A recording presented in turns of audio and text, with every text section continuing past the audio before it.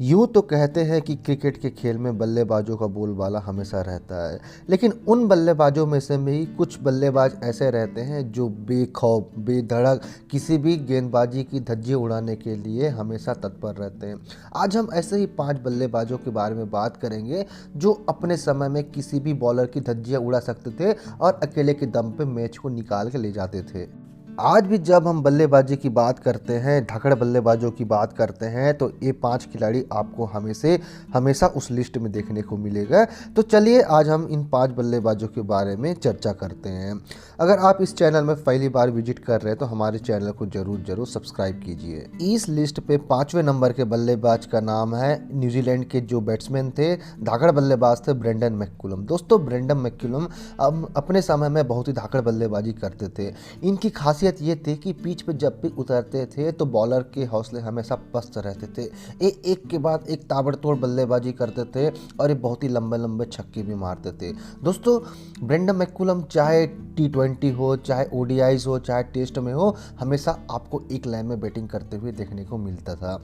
ये टेस्ट में 101 test match खेले, 260 ODI खेले और T20 की बात करें तो उन्होंने 31 T20 मैचों में अपना योगदान दिया। दोस्तों, जब इन्होंने अपनी कैरियर की शुरुआत की थी तो उस समय ये प्लेयर लोअर मिडिल ऑर्डर में बल्लेबाजी करते थे, लेकिन उनके अंतिम का 4-5 साल की इनकी बल्लेबाजी देखा जाए तो ODI में ये ओपनिंग करने आते थे और इन्हें देख के नहीं लगता था कि ये 5वें, 6वें, 7वें नंबर के बल्लेबाज हैं। ये अपने टीम की कीपिंग तो करते थे, लेकिन कीपिंग के साथ साथ ये जो बल्लेबाजी करते थे, ये ऐसे बल्लेबाजी करते थे कि जब भी उन्हें बैटिंग करते हुए देखते थे तो आप मग्न हो जाते थे। इस लिस्ट पे 4थे नंबर के बल्लेबाज का नाम है सनथ जयसूर्या। दोस्तों, सनथ जयसूर्या वो बैटिंग भी करते थे, बॉलिंग भी करते थे। ये अपने टीम के बेहतरीन ऑलराउंडर में से एक थे। सनथ जयसूर्या के बारे में यह भी कहा जाता है कि जिस दिन वो अपने लय में रहते थे वो आपको मैच 20 ओवर 15 ओवर पहले ही ख़त्म कर देते थे, ODIs की बात करें तो। और एक चीज़ इनके बारे में यह भी फेमस है कि जब क्रिकेट रंगीन कपड़े में खेले जाने लगा तो उसके बाद वहाँ पे पावर प्ले आया। तो पावर प्ले को कैसे यूटिलाइज़ किया जाता है, सनथ जयसूर्या और इनके पार्टनर जो ओपनिंग पार्टनर हुआ करते थे रमेश कालूविटकन्ना, ये दोनों मिलकर शुरू के 15 ओवर में धाकड़ बल्लेबाजी करते थे और शुरू के 15 ही ओवर में ये मैच डिसाइड कर देते थे कि ये आज हम श्रीलंका वाले ही जीतेंगे। तो जब भी हम सनथ जयसूर्या की बात करते हैं तो उनके लंबे लंबे चौके छक्के आपको हमेशा याद आएगा। दोस्तों, सनथ जयसूर्या श्रीलंका के बहुत ही ताबड़तोड़ बल्लेबाजी थे। अगर हम श्रीलंका इतिहास की बात करें तो उन्होंने अपने श्रीलंका की ओर से नंबर 1 की उपाधि भी हासिल की हुई है। इस लिस्ट पे 3रे नंबर के बल्लेबाज हैं एडम गिलक्रिस्ट। दोस्तों, एडम गिलक्रिस्ट ODI में ओपनिंग बल्लेबाजी करते थे, साथ ही साथ वो अपने टीम के विकेट कीपर भी थे। लेकिन जब भी ODIs की बात करते हैं तो एडम गिलक्रिस्ट की बराबरी करना बहुत ही मुश्किल है, क्योंकि एडम गिलक्रिस्ट का जो दौर था उस दौर में वो ऐसे शानदार बल्लेबाजी करते थे जैसे कि तूफान आया हो। ये कभी रुकते ही नहीं थे, एक फ्लो में ये बल्लेबाजी करते थे। इन्होंने अपनी कैरियर में 96 टेस्ट खेले, 287 वनडे खेले और T20 की बात करें तो सिर्फ अपने पूरे कैरियर में 13 T20 ही खेले।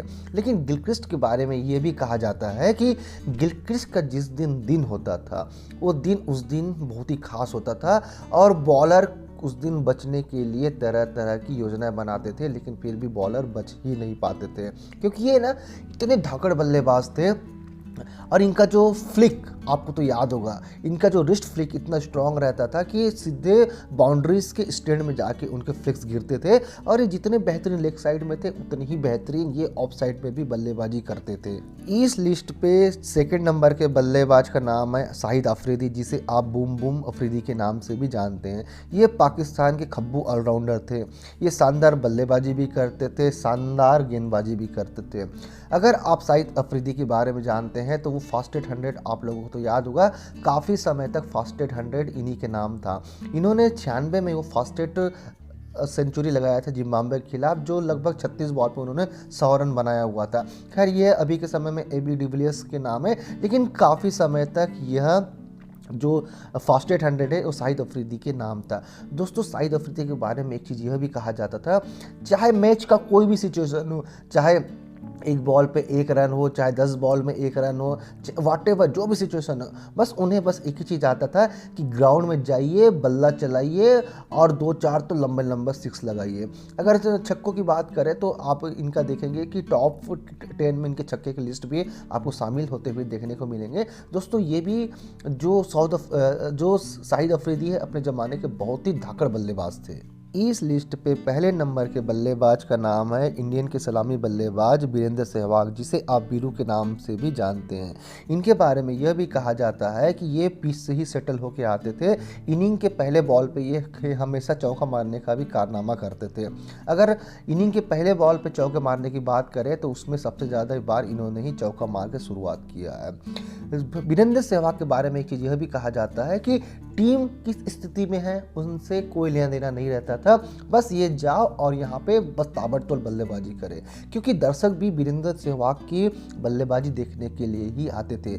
और वीरेंद्र सहवाग की एक बात खासियत यह भी है कि उन्होंने टेस्ट जीवन में 2 बार 300 का आंकड़ा भी छुआ है।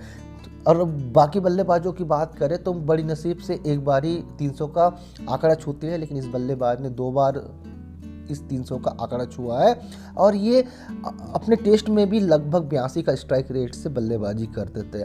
इन्होंने अपने जीवन में 104 टेस्ट खेले, 251 ओडीआईज खेले और टी20 की बात करें तो सिर्फ उन्होंने 19 ओडीआई ही खेले हैं।